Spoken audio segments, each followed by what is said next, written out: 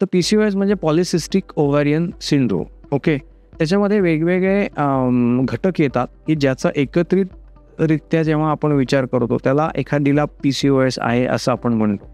PCOSमध्ये पाळी अनियमित असणं हा एक घटक आहे. का होतं हे असं? तर त्या स्त्रीमध्ये जे दर महिन्याला बीज तयार व्हायला हवं ते दर महिन्याचं बीज तयार होत नाही. ते एक अर्धवट अवस्थेपर्यंत जातं आणि त्याच्या पुढे त्याची वाढ थांबते आणि म्हणून पाळी जी यायला पाहिजे महिन्याला ती पाळी येत नाही. पुढच्या महिन्यामध्ये पुन्हा एक नवीन बीज तयार व्हायला लागतं, पुन्हा ते अर्धवट अवस्थेपर्यंत जातं आणि मग नंतर पुन्हा त्याची वाढ होत नाही. या गोष्टींमुळे तिला कित्येक महिने पाळी आली नाही असं होऊ शकतं आणि असू शकतं. पण परत पाळी येणं हे एक बाह्य स्वरूप आहे.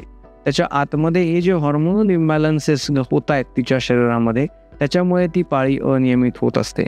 सो पॉलिसिस्टिक ओव्हरीजवरती आपण जर उपाययोजना सुरू केली, त्याच्यामध्ये लाईफस्टाईल चेंजेस आले, डाएट आलं, एक्सरसाइज आलं आणि काही स्वरूपामध्ये औषधांचा त्याला टेकू म्हणा आपण किंवा दुजोरा दिला तर पॉलिसिस्टिक ओव्हॅरियन सिंड्रोम बऱ्यापैकी आटोक्यात आपल्याला ठेवता येतो आणि त्याची पाळी नियमित व्हायला मदत होते.